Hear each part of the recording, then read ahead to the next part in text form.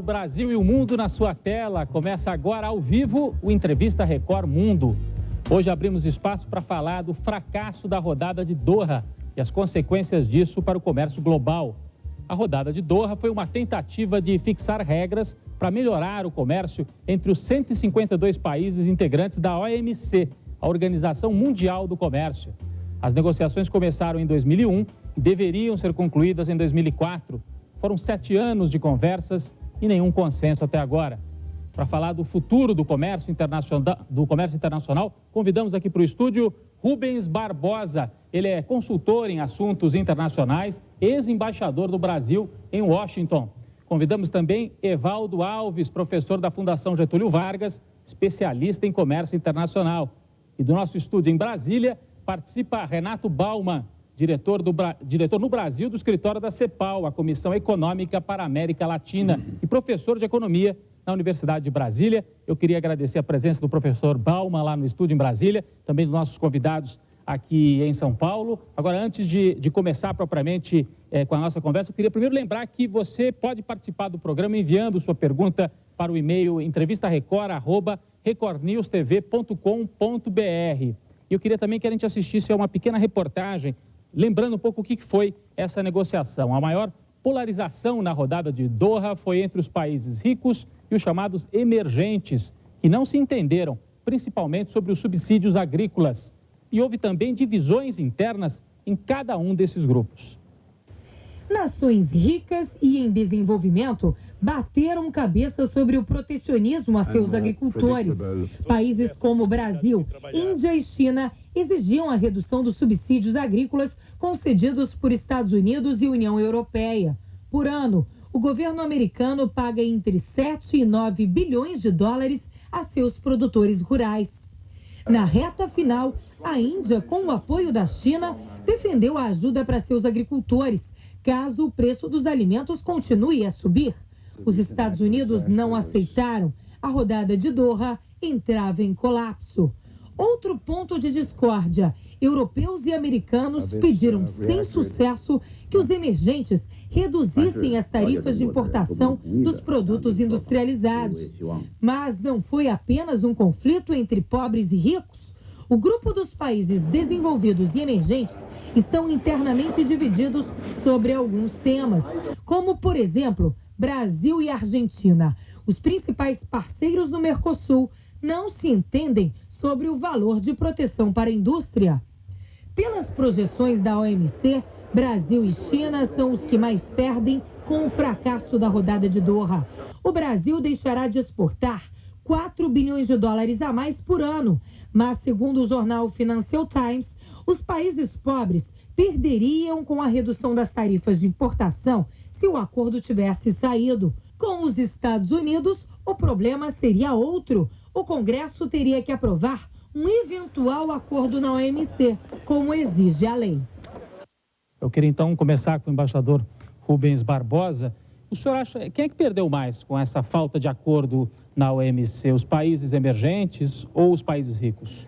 Olha, eu acho que todos perderam. A começar pela OMC, na Organização Mundial do Comércio, os países em desenvolvimento, que não conseguiram diminuir os subsídios, nem reduzir as tarifas, barreiras contra os produtos agrícolas, e perderam os países desenvolvidos que não conseguiram abrir o mercado de bens e de bens industriais e de serviços. Assim, para a gente explicar para o nosso telespectador, né, de uma maneira mais didática, né? Quer dizer, basicamente a briga, países como o Brasil queriam que os desenvolvidos baixassem as tarifas para a gente poder mandar mais produto agrícola para eles, não é isso? Havia 3 grandes pilares nessas negociações. Quer dizer, era a abertura do mercado dos países em desenvolvimento na área industrial e serviços, a abertura do mercado desenvolvido para os produtos agrícolas e a terceira...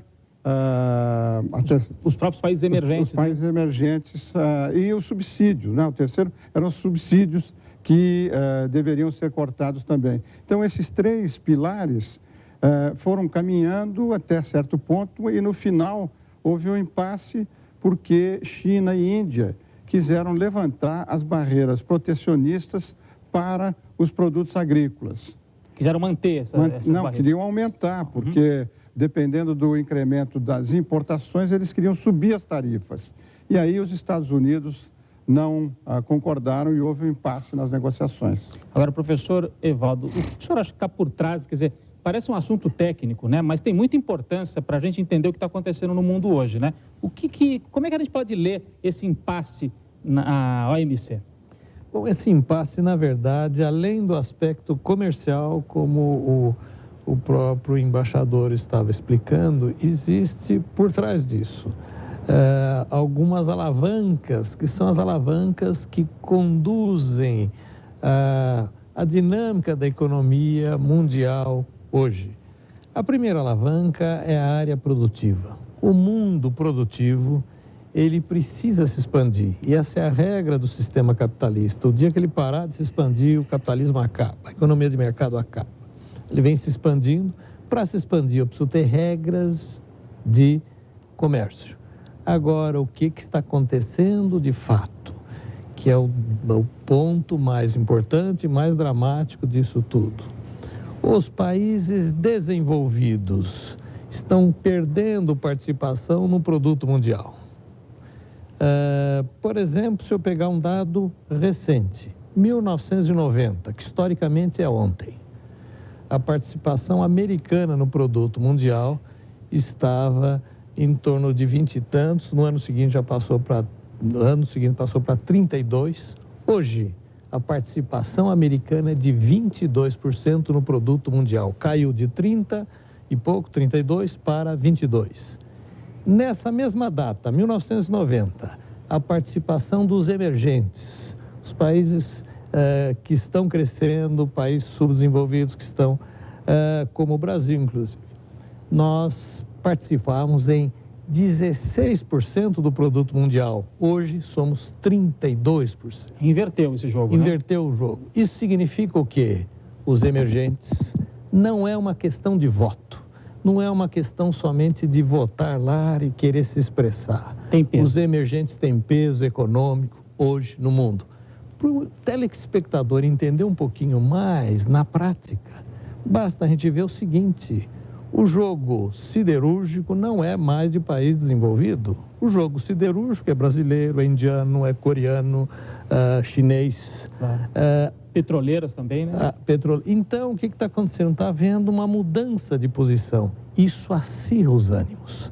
Do ponto de vista político, transforma também em mais difícil essa negociação. Esse é o pano de fundo que está por trás. E na hora de negociar as regras do comércio, as negociações já não são tão tranquilas como eram no passado. A gente vai até voltar a esse ponto que é muito interessante. Agora eu queria que o professor Renato Bauman, está lá em Brasília, participasse aqui com a gente. Professor, o senhor concorda com essa avaliação do professor Evaldo? Ele vinha dizendo que mudou o mundo, né, do ponto de vista produtivo, os países emergentes, China, Índia, Brasil, talvez a gente pudesse botar aí também a Rússia, né? Ocupam um espaço muito maior do que ocupavam há 15 anos. Isso dificulta as negociações, cria pelo menos um dado novo. O senhor concorda? Quer dizer, há uma complexidade maior no mundo de hoje? Por isso, será que não deu certo a negociação lá em Doha? Certamente, contra fatos não há argumentos, né?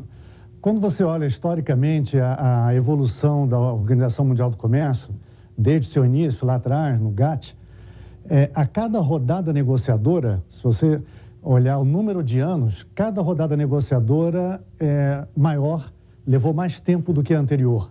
Isso é uma regra básica. E há uma razão por trás disso. A razão é que a agenda negociadora se torna crescentemente mais complexa.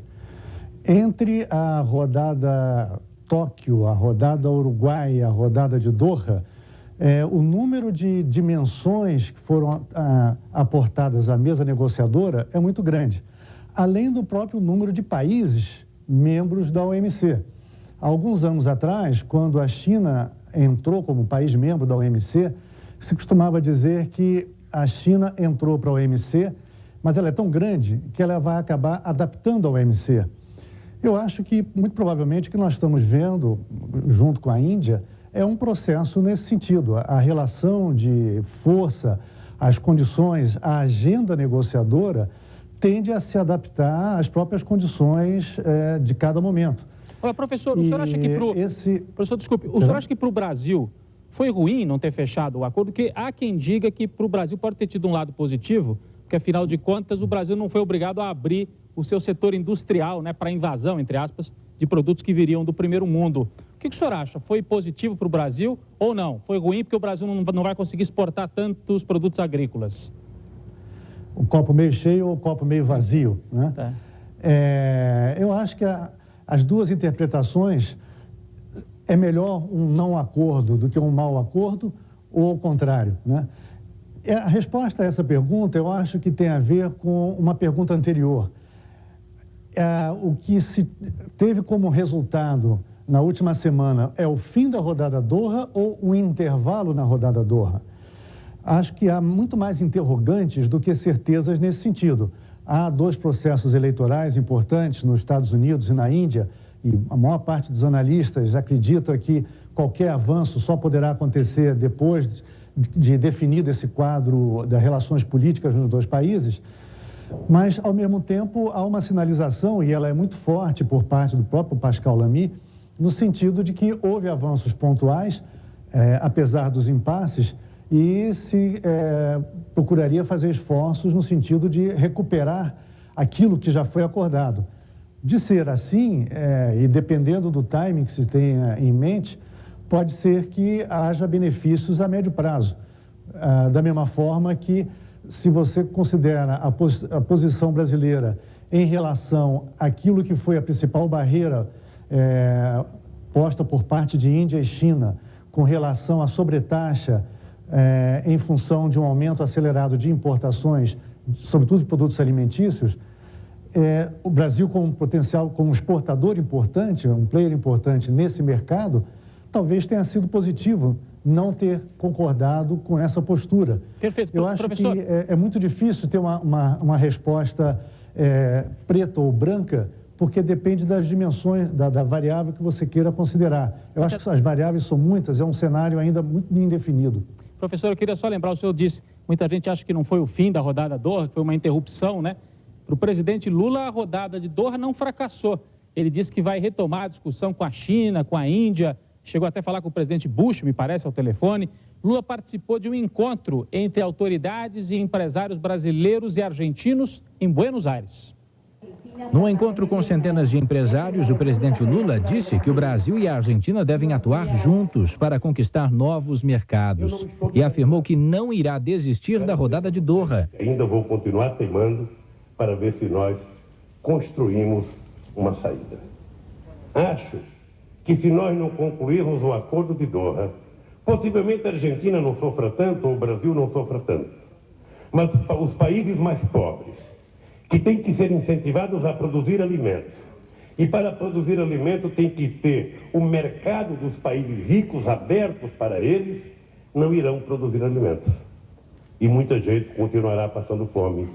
E no mundo rico, cada vez mais, haverá legislação mais dura para proibir o trânsito das pessoas pobres, cada vez criando mais dificuldade para a imigração. Pouco antes de deixar a Argentina, no final da tarde, o presidente Lula se encontrou rapidamente com o colega Hugo Chávez. O presidente venezuelano não foi convidado oficialmente para o encontro, mas fez questão de comparecer. Chávez disse que está sendo retomado o processo de formação para uma aliança do chamado Eixo do Sul, Caracas, Brasília e Buenos Aires. Chávez não perdeu a oportunidade e mandou um recado ao futuro presidente americano: ficar longe dos negócios da América Latina. Solo le pedimos que entienda, como el niño que entiende que 2 más 2 son 4, que entienda que en América del Sur hay una revolución, que hay un proceso en marcha, que es democrático, que es pacífico, que es legítimo, y no le queda más que respetarlo y buscar las mejores relaciones de igual a igual. Bom, a gente viu aí uma parte da matéria falava de Doha, depois o Hugo Chávez acabou aparecendo no meio do encontro e roubou um pouco a cena, né, embaixador? Agora, o senhor queria ainda fazer um comentário sobre Doha e essa posição do presidente Lula sobre Doha? Não, eu queria comentar o seguinte: eu acho que é importante, né, se fazer um esforço para a retomada das negociações, mas as condições políticas que estão dadas hoje tornam muito difícil esse esforço, porque eu, pessoalmente, não acredito que o governo americano, em fim de mandato, a eleição é em novembro, o novo presidente toma posse em janeiro, que o governo americano tenha condições de retomar essas negociações, sobretudo porque o Congresso americano, que é controlado pelos democratas hoje e que vai continuar a ser controlado pelos americanos depois da eleição, é muito protecionista e não vai permitir que o presidente Bush, nesse final de governo, retome essas negociações. E mesmo o novo presidente, para retomar essas negociações, vai ter que ter o que se chama lá de fast track, né? Autorização do legislativo para o executivo negociar. Eu acho que é muito difícil que isso ocorra antes de um tempo decorrido do novo presidente, porque não só nos Estados Unidos há essas dificuldades políticas, como também na Europa. O presidente Sarkozy, da França, é o presidente da União Europeia e ele é contra o acordo também. Então, eu acho que o governo brasileiro está muito empenhado em ter esse acordo, está fazendo todo esse esforço, até porque nesses últimos 6 anos não foi assinado nenhum acordo comercial. O Brasil jogou todas as suas fichas aí. Todas as fichas, isso porque era importante politicamente ter esse acordo, que era um acordo importante. Por isso que o Brasil, na minha opinião, está se empenhando tanto. Mas eu acho que as circunstâncias internacionais não permitem. Foi mencionado aí também a situação da Índia. Tem eleição também. Tem eleição. Então, é muito difícil, nesse momento, retomar essas negociações. E só para concluir, um outro aspecto que é pouco examinado aqui no Brasil, mesmo que agora em Genebra nós tivéssemos chegado a um acordo, se tivesse havido um consenso e tivéssemos chegado a um acordo que é modesto, muitos aqui no Brasil disseram que era medíocre e tudo, mas que era importante sair, esse acordo dificilmente entraria em vigor imediatamente, porque teria que ser ratificado por todos os países, pelo Congresso de todos os países, e o Congresso americano não iria, na minha opinião, ratificar esse acordo. Então, nós iríamos ter um acordo que não ia entrar em vigor antes de um ano e meio, até o final do ano que vem. O que o senhor acha, professor Evaldo? O senhor acha que há chance de retomar Doha ou está morta essa negociação? Bom, a retomada de Doha, no curto prazo, realmente está descartada, como o próprio embaixador lembrou, por razões políticas de 2 participantes importantes, Estados Unidos e a Índia. Por outro lado, a gente tem que levar em conta o seguinte: enquanto isso, quando for retomado, eu acredito que isso será retomado certamente, uma discussão de maior abertura certamente será retomada, pode ser até diante do âmbito de Doha, tá certo? Não antes de 2010, não adianta a gente sonhar com coisa diferente disso. Agora, não podemos esquecer o seguinte: estamos falando de acordos comerciais internacionais. Enquanto isso, a economia mundial pode ter mudado. O vento do sistema produtivo pode ter mudado um pouco. E aí a conversa vai ser outra, né? Aí as questões terão que ser recolocadas, não digo do zero, mas certamente algumas coisas teriam que ser recolocadas. E é interessante até observar o seguinte: essa discussão que foi colocada lá em Genebra, os 20 pontos que o Pascal Lamy, o diretor executivo da OMC, colocou para discussão. 18 pontos caminharam bem, pararam no 19º ponto. É pena, e eu acho até que ele deveria abrir esses 18 pontos. Qual é esse 19º, só para o nosso telespectador? É a questão que o embaixador falou agora há pouco das salvaguardas. O que é isso? Existe uma ferramenta no âmbito da OMC que é o seguinte: quando um país específico, um determinado país, começa a observar um aumento da importação de algum produto, ele pode alegar salvaguarda se esse aumento de importação for muito brusco. Foi aí que não deu acordo, porque a China e a Índia, sobretudo a Índia, falava não, começou a aumentar muito a importação de produtos agrícolas, eu quero entrar com salvaguarda.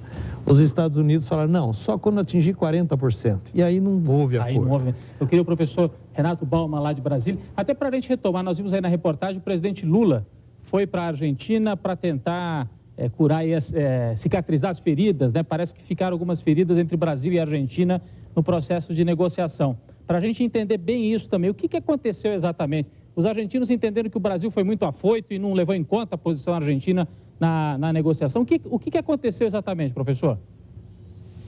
Eu entendo que houve uma mudança de posição de última hora na mesa negociadora, exatamente com relação a essa postura da China e da Índia que foi apresentada não como uma postura nacional, mas como uma postura representativa do grupo dos 20 países emergentes, que venham... foi um grupo, a propósito, criado por liderança do Brasil e de Índia já há alguns anos, e que foi responsável por conseguir uma série de posições, marcar posições no processo negociador já há algum tempo. E o Brasil sempre, enfim, participou desse grupo de uma forma homogênea e no momento em que se colocou essa dicotomia entre a postura, sobretudo particularmente defendida pela Índia, da imposição de tarifas, no caso de uma importação acelerada, num ritmo superior àquele que era aceitável por parte de outros países, o Brasil, a delegação brasileira, acatou a postura defendida pelos países industrializados, até porque eu entendo que, como exportador de alimentos, seria diretamente afetado por uma imposição de barreiras na forma como foi defendida pelas delegações da Índia e da China. E isso foi visto como uma mudança de posição.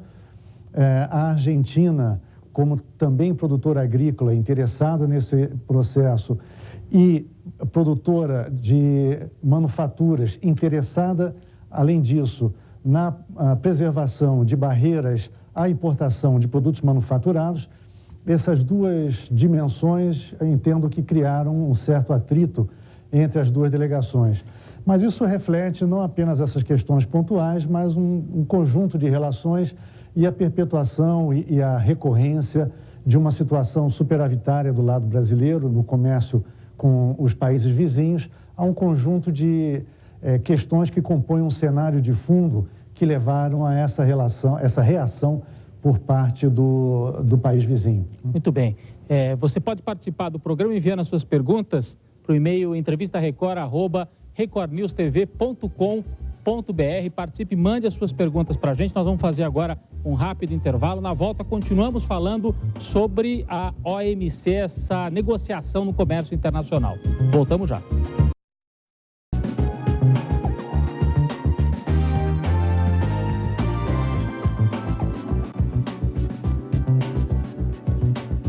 Estamos de volta ao vivo com a entrevista à Record Mundo, que hoje discute o futuro da rodada de Doha. Nossos convidados aqui no estúdio são Rubens Barbosa, consultor, ex-embaixador do Brasil em Washington, também o professor Evaldo Alves, da Fundação Getúlio Vargas, especialista em comércio internacional. E do nosso estúdio em Brasília participa Renato Bauman, que é diretor da CEPAL no Brasil. A gente terminou o outro bloco falando um pouco sobre Brasil e Argentina. Até o presidente Lula está em Buenos Aires, né, tentando apagar um certo incêndio que houve entre Brasil e Argentina. O que foi que aconteceu exatamente, embaixador? Por que Brasil e Argentina não andaram juntos nessa negociação? Bom, eu acho que a situação da Argentina está hoje completamente diferente da situação econômica que existe aqui no Brasil, né? A Argentina está no meio de uma crise econômica, uma crise política. A presidenta da Argentina continuou o projeto do seu marido de reindustrializar a Argentina e, por causa disso, tanto no âmbito da rodada de Doha quanto no âmbito do Mercosul, a Argentina tem uma posição mais defensiva que a do Brasil. O Brasil hoje está num processo de abertura, de inserção na economia global, na globalização, né? As empresas brasileiras estão indo para o exterior, enfim, nós estamos numa outra etapa. E na rodada de Doha, no final, a Argentina se preocupou com a mudança de posição do Brasil, porque o Brasil aceitou reduzir significativamente as tarifas de bens industriais, o que alcançaria a Argentina e afetaria também o Mercosul, e a Argentina resistiu a isso. Ou seja, facilitaria a entrada de produtos industrializados aqui na América do Sul. Ia haver uma abertura maior, né? O Brasil aceitou reduzir 60% das tarifas, e a Argentina não concordou com isso. Então, esse impasse que nós vimos lá derivou dessa tendência protecionista hoje da Argentina, defensiva, enquanto o Brasil, no momento que nós estamos vivendo, aceita uma maior liberalização, uma maior abertura. Essa que foi a grande diferença entre o Brasil e a Argentina. Agora, professor Evaldo, se fosse citar exemplos aí, quer dizer, o Brasil, com essa abertura industrial, qual é o medo dos argentinos? Que entrassem produtos industriais? Que tipo de produtos que poderiam entrar e poderiam criar problemas lá para eles? Na verdade, o perfil industrial argentino, em parte, ele é semelhante ao nosso, que é uma indústria que produz eletrodomésticos, automóveis, máquinas. No entanto, o diferencial da Argentina é o seguinte: eles têm um nível de eficiência menor que o nosso. Então, a entrada de concorrentes poderia afetar de uma maneira adversa a produção industrial argentina, os produtores locais. O Brasil já passou dessa fase. Hoje a gente não teme tanto, não é por tanto amor à liberalização, mas é porque hoje a gente já teme menos, a gente não precisa temer tanto a competição de produtos industriais externos. Na verdade, o ponto concreto é esse. Agora, falando um pouquinho do futuro, já o embaixador Rubens Barbosa dizia aqui no outro bloco, o Brasil jogou as fichas aí em Doha, não fechou, né? Todo mundo lembra isso. No governo Lula não se fechou acordos, apostando muito aí em Doha.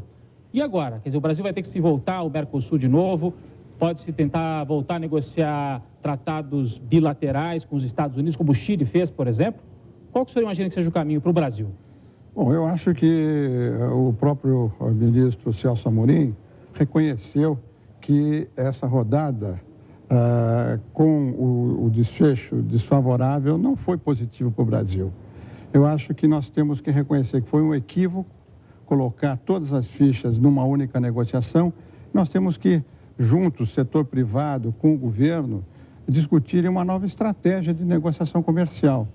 Essa nova estratégia passaria pelo aprofundamento dos acordos bilaterais que o Brasil tem aqui na região e passaria por um aprofundamento, uma ampliação dos acordos comerciais entre o Mercosul e terceiros mercados. O primeiro deles é o acordo com a União Europeia.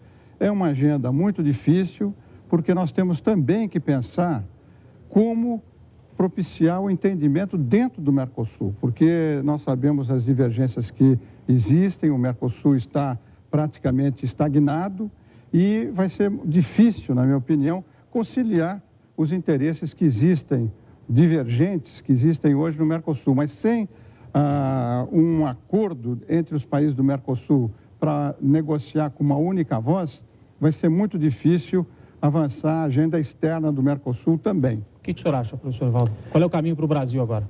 O caminho para o Brasil, além de promover esse entendimento, esse consenso no âmbito do próprio Mercosul, nós precisamos ter uma voz no Mercosul, ter uma estratégia.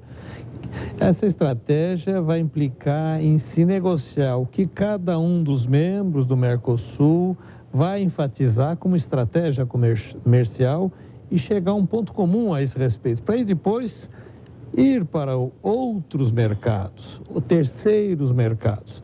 Se a gente não fizer isso, não só o Mercosul não caminhará, mas a própria política comercial brasileira estará bastante comprometida.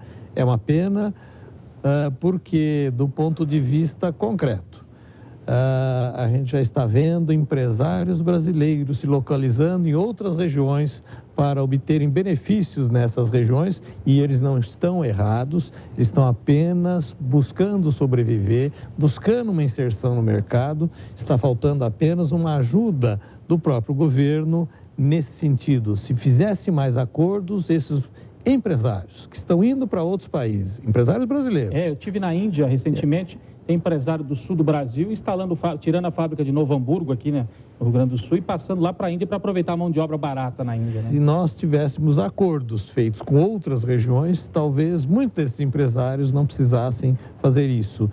E ampliaria até o emprego brasileiro, a renda interna brasileira. Fazer acordo é importante. Eu queria então ouvir o professor Renato Bauman, que está lá em Brasília, também participando com a gente. Professor, o senhor acredita que o Brasil cometeu erros aí na negociação de Doha qual é a avaliação que o senhor faz da participação brasileira, né? O ministro Celso Amorim foi um protagonista importante nas últimas negociações da OMC. Dessa vez, como é que foi a participação brasileira e como é que é o futuro do Brasil agora nas negociações internacionais? Eu entendo que a delegação brasileira defendeu aqueles interesses que apareciam como mais transparentes. Vale dizer, um empenho bastante forte no que se refere à liberalização dos mercados, de acesso a mercado para produtos agrícolas, alguma concessão como contrapartida, como o embaixador Rubens mencionou, na área de manufaturados, aceitou uma redução potencial bastante expressiva nas tarifas com relação a manufaturados. Agora, quando se diz que não houve acordos e é que se pôs todas as fichas em Doha, é importante ver também qual era a probabilidade de se ter acordos com os Estados Unidos e com a União Europeia. Os temas de particular interesse por parte do Brasil, acesso aos mercados de alimentos e produtos agrícolas, por exemplo, sempre foram, e outros temas como propriedade intelectual e outras questões, quando se começou a discutir no âmbito da ALCA e quando se começou a discutir nas relações com a União Europeia, isso foi transferido para o âmbito da OMC porque eram temas de interesse maior. Eu não sei até que ponto é razoável esperar que nessas negociações bilaterais, antes da semana passada, a situação hoje é diferente, mas no contexto anterior, se conseguiria avançar naqueles temas de claro interesse por parte da delegação da política externa brasileira. No atual contexto, algumas coisas aparecem com alguma nitidez. Primeiro que no âmbito da OMC, eu imagino que nós vamos estar vendo nos próximos meses um conjunto renovado de atritos e de ações retaliatórias ou tentativas de criação de painéis por parte de diversos países. No caso do Brasil, está aí o algodão, está o etanol, uma série de setores que são candidatos naturais. Segundo, a aproximação com outros membros do G20, o comércio Sul-Sul, em particular com os países do Sudeste Asiático e Sul da Ásia, como a Índia, ganha uma nova característica, porque fica claro que em áreas de interesse exportadora brasileira, como é o caso de alimentos, é muito pouco provável a redução de barreiras por parte desses mercados, que são mercados que interessam a todos pela sua própria dimensão. Professor, eu queria só aproveitar... Professor, a gente tem perguntas aqui de telespectadores, queria só aproveitar para fazer algumas aqui para o embaixador Rubens Barbosa. A pergunta vem de Curitiba, no Paraná. Cristiano Rosa, professor, com o encerramento da rodada de Doha, o Brasil deveria buscar acordos bilaterais e não mundiais, como o nosso, ele chama aqui, como nosso companheiro Chile. Ele cita o exemplo do Chile. Então, eu queria que o senhor respondesse essa, depois eu faço a seguinte. O Brasil já tem um acordo importante com o Chile, o Brasil e o Mercosul, né? Já há. Não, acho que ele estava dizendo o exemplo do Chile, que fechou acordos com outros países, como os Estados Unidos. Não, né? O Chile e o México fecharam acordos com muitos outros países, mas a situação do Chile e do México é diferente. Sobretudo no caso do Chile, é uma economia pequena, com poucos produtos a defender, não tem indústria. No caso do Brasil, realmente é difícil, como disse o Renato. Eu não acredito que seja fácil negociar um acordo com a União Europeia ou com os Estados Unidos. Com os Estados Unidos está fora de cogitação. Primeiro porque os Estados Unidos não têm interesse em fazer um acordo desse com o Brasil agora, porque os Estados Unidos não podem conceder aquilo que nós queremos, que é a abertura agrícola. E, por outro lado, o atual governo também não quer negociar um acordo com os americanos. Então, é muito difícil fazer essa negociação bilateral. Eu tenho uma outra pergunta aqui, de Eduardo Fanelli de Brito. Professor Evaldo, que prejuízo o fracasso da rodada de Doha traz ao futuro do etanol brasileiro no mundo? Atrapalha o etanol que a gente tem vendido para o mundo como uma solução, né? E especificamente não, mas na prática sim, não está. Por quê? O etanol não estava na pauta de Doha, embora o Brasil está negociando com a União Europeia cotas no âmbito da União Europeia, cotas de etanol. Isso certamente vai dificultar. Dá até para a gente tirar uma conclusão maior. o fracasso de Doha vai dificultar, de um modo geral, todas as negociações, todas as questões comerciais pontuais, que são milhares, que seriam mais facilmente resolvidas se o acordo tivesse ocorrido. Isso acaba minando a credibilidade, o poder de imposição da própria Organização Mundial do Comércio. Esse é o resultado prático de curto prazo do fracasso da rodada nesse momento. A gente tem ainda mais uma reportagem que ilustra tudo isso que a gente vem falando. O Brasil ainda sofre com os subsídios americanos e europeus na agricultura. Veja quanto o país vai deixar de faturar. Com o fracasso da rodada de Doha, o Brasil vai deixar de ganhar pelo menos 4 bilhões 250 milhões de dólares com a agricultura até 2014. Só com a soja, a perda chega a 2 bilhões de dólares por ano. Já com o etanol, o Brasil deixará de ganhar 3 bilhões e 300 milhões por causa dos subsídios da Europa e dos Estados Unidos. Professor Evaldo, ele estava comentando aqui os números, né? Esses subsídios já existem, né? Quer dizer, são barreiras que já dificultam hoje o acesso dos nossos produtos aos mercados de países desenvolvidos. E a questão de subsídio, ela é um ponto realmente crucial, porque pelo regulamento da OMC não é permitido subsídio. No caso da agricultura, foi aceito isso como uma exceção. O argumento da China, inclusive, foi o seguinte: como é que nós vamos discutir outras questões, sendo se essa questão, que é até proibida, está sendo colocada na mesa? Na verdade, a questão do subsídio é o grande empecilho. Há um acordo, esse empecilho é colocado pelo lado dos Estados Unidos, que subsidia de uma forma dramática a sua agricultura, e também a União Europeia, que dá um forte subsídio à sua agricultura. Eu queria fazer uma pergunta para o professor Bauman, lá em Brasília. Professor, algumas pessoas fizeram a leitura de que o fracasso da rodada Doha poderia indicar que o mundo está entrando num outro momento de mais proteção, de mais nacionalismo, talvez pelo menos na economia. O senhor acredita nisso ou não? A globalização, a abertura dos mercados é algo que veio para ficar? O professor não tá conseguindo nos ouvir. Então eu refaço a pergunta aqui para o professor, para o embaixador Rubens Barbosa. O senhor acredita que há uma tendência do nacionalismo, pelo menos econômico, né, ser acentuado com esse fracasso, pelo menos momentâneo, da rodada Doha? Eu acho que no curto prazo, quer dizer, nos próximos anos, essa tendência protecionista vai se acentuar. Nós estamos vivendo uma crise financeira internacional, com a desaceleração das economias desenvolvidas, com o aumento do desemprego.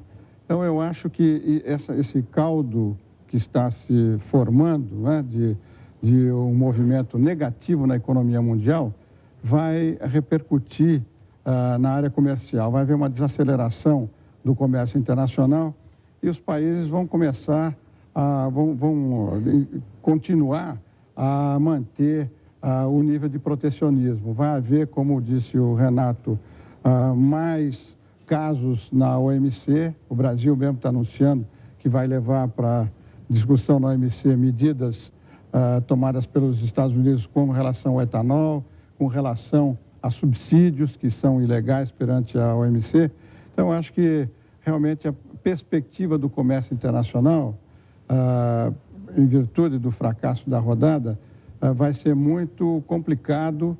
E agora, eu não estou muito preocupado com isso, eu pessoalmente, porque o Brasil, nesses últimos 6 anos que nós dissemos, né, que não houve nenhum acordo comercial, o comércio exterior nosso duplicou. Pois é.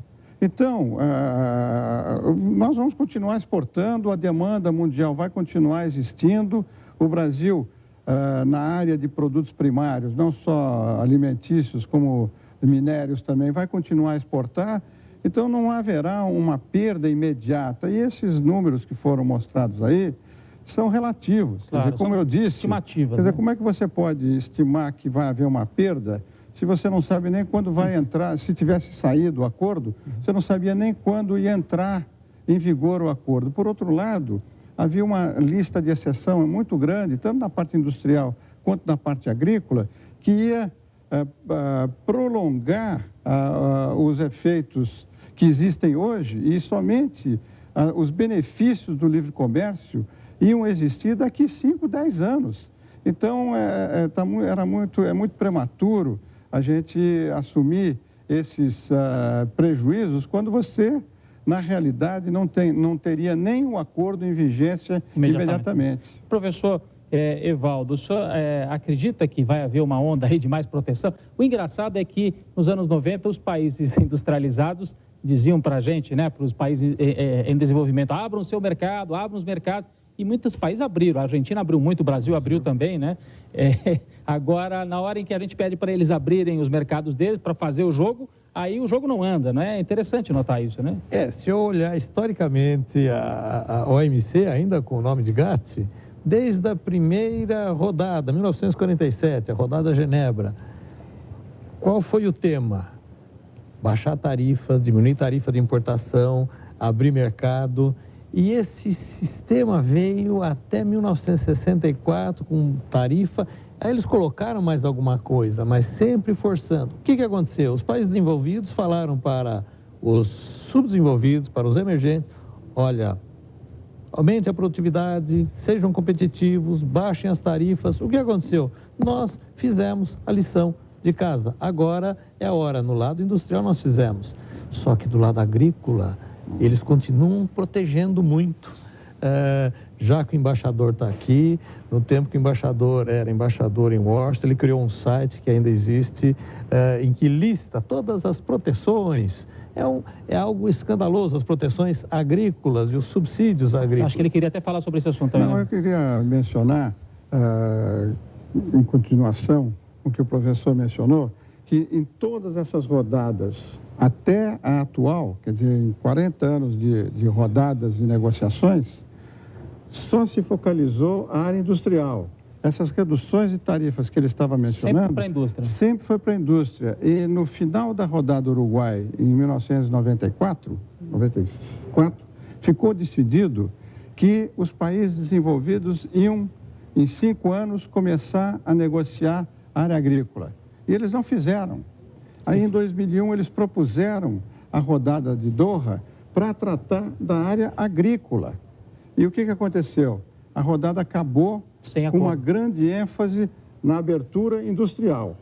Os países em desenvolvimento tiveram que ceder novamente nas tarifas industriais. E o impasse se deu aonde? Se deu na área agrícola. Tanto na questão dos subsídios, porque o professor mencionou que havia uma lista de 20 pontos, e ele mencionou que o impasse foi no 19.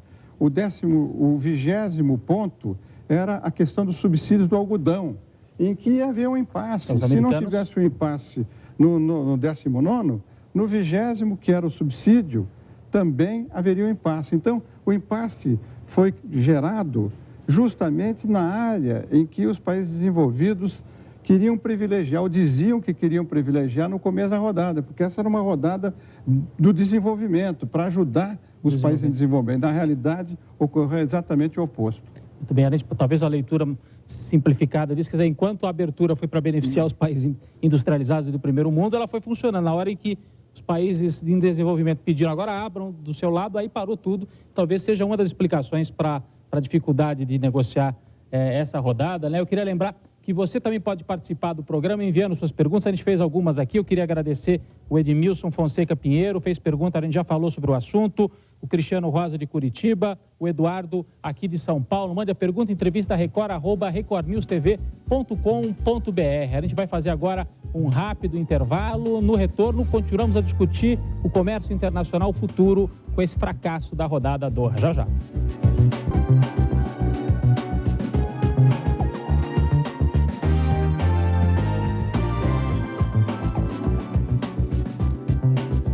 Estamos de volta ao vivo com a entrevista Record Mundo, que hoje discute o futuro da rodada de Doha. Nossos convidados são Rubens Barbosa, consultor, ex-embaixador brasileiro em Washington.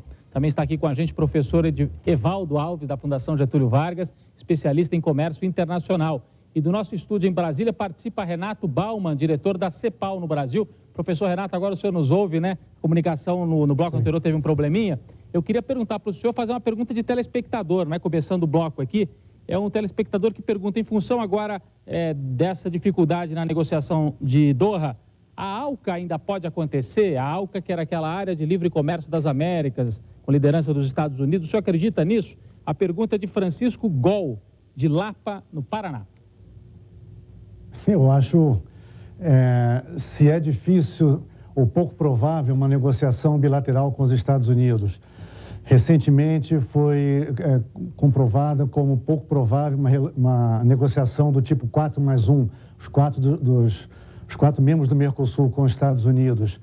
Se nós temos um contexto de eleições nos Estados Unidos em que há provavelmente uma redefinição do quadro político, a probabilidade de se ter uma negociação hemisférica, se a agenda for a mesma, que chegou a um impasse em 2013, eu acho muito baixa, muito pouco provável. Eu acho que os impasses que levaram à suspensão ou fim das negociações lá atrás, em 2003, o duplo trilho das negociações, um grupo de países que pretendia um ritmo acelerado de abertura e outros mais cautelosos, incluído o Brasil, eu acho que essa dimensão continua, talvez tenha até se agravado com a assinatura de acordos bilaterais por parte de outros países, além do Chile, do Canadá e México, acordos bilaterais com os Estados Unidos, e eu não vejo um cenário muito favorável a curto prazo para a retomada desse tipo de negociação. Muito bem. O fracasso da rodada de Doha mostrou ao mundo uma nova configuração do comércio internacional. Países antes sem voz deram o tom nas negociações. As últimas reuniões da OMC revelaram uma mudança no equilíbrio do comércio internacional. Estados Unidos e União Europeia não têm mais a força necessária para impor suas resoluções. Países emergentes como China, Brasil e Índia conquistaram mais influência, especialmente quando o assunto é a agricultura. O Brasil é o quarto exportador agrícola do mundo. A China, segundo maior exportador mundial, deve ultrapassar a economia americana em 2035, caso mantenha o atual ritmo de crescimento. A força dos emergentes, no entanto, não resultou em consenso na OMC. O futuro da rodada de Doha é incerto. O Brasil deve recorrer a acordos bilaterais e a disputas judiciais. O Itamaraty já fala em retaliações contra as sobretaxas americanas aos produtos brasileiros. O etanol brasileiro paga uma tarifa extra de 54 centavos de dólares por galão para entrar no mercado americano, além da taxa regular de importação de 2,5% sobre o valor do produto. Sem contar a ajuda de 15 bilhões de dólares dos países desenvolvidos para seus produtores de biocombustíveis em 2007. Mas, a partir de agora, a política vai falar mais alto que a economia. Dificilmente os Estados Unidos fecharão um acordo comercial relevante antes da eleição do novo presidente em novembro. A Índia passará por eleições legislativas no primeiro semestre de 2009. E a Comissão Europeia, braço executivo da União Europeia, também passará por mudanças no ano que vem. A reportagem retoma alguns temas que a gente já tratou aqui. Agora, eu acho que o principal está ali no começo da reportagem, né, professor Evaldo? Uma nova configuração do comércio mundial, e não é só do comércio, é da produção mesmo que mudou. O senhor deu até os números no bloco anterior, quer dizer, Europa e Estados Unidos não dão mais as cartas sozinhos, né? E por não darem mais as cartas, tem que...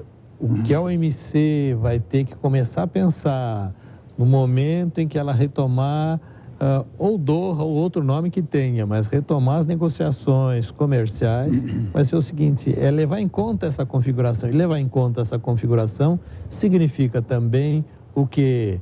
Negociação em que busque manter um equilíbrio econômico, financeiro dos participantes. Não só um grupo se beneficiar, às vezes, em detrimento do outro. As negociações vão ter que ser negociações econômicas, negociações verdadeiras e não apenas negociações com imposição, com peso político. Na verdade, vão ter que falar mais os valores econômicos e financeiros para que todos possam se beneficiar e não apenas um grupo, como tem sido a história da OMC até aqui. Professor, embaixador, quer dizer, o senhor acha que tem uma nova configuração aí no mundo, né? A gente lembrava os números aí, empresas brasileiras se internacionalizando, os árabes comprando empresas nos Estados Unidos. Essa rodada de Doha talvez seja um marco nisso, quer dizer, mostra para o mundo que há uma cara nova aí na economia mundial? Eu acho que essa negociação marcou o fim da imposição por parte dos países desenvolvidos, a União Europeia e Estados Unidos, de resultados comerciais. Agora, essa negociação mostrou que há um grupo de países emergentes que tem um peso comercial. A China hoje é o segundo maior comerciante do mundo. Então, isso foi reconhecido tacitamente nessa negociação. Hoje não é mais possível nenhum país ditar as regras, ditar as normas.